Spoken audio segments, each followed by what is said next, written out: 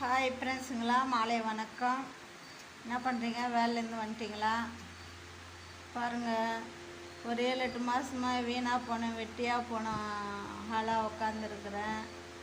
நான் உடம்பு முடியல, அதுக்கு தான் வீட்டில் இருக்கேன்.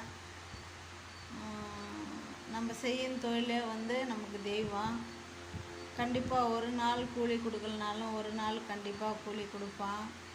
அந்த சந்தோஷத்தில் பல பேர் வாழ்க்கையும் மாற்றங்களும் கண்டிப்பாக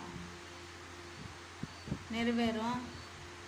வியாபாரம் பண்ணிங்கன்னா கைவிடாதீங்க, கண்டிப்பாக அதை கடைப்பிடிங்க.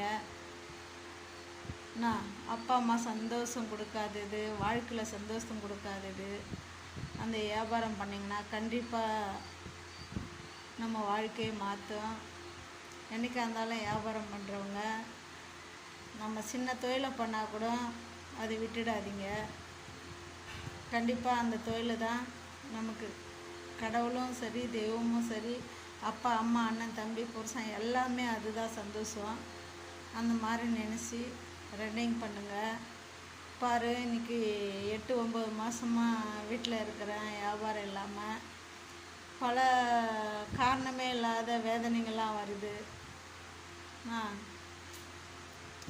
இருந்தாலும்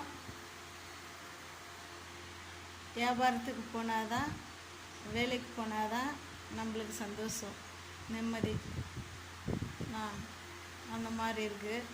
இந்த காலத்தில் ஏமாற்றுறவங்களுக்கும் நடிக்கிறவங்களுக்கும் தான் காலம். நேர்மையாக இருக்கிறவங்களுக்கு இந்த காலத்தில் காலமே கிடையாது. இந்த வீடியோ டிக் பண்ணாமல் பாருங்கள். ஓகே, பாய்.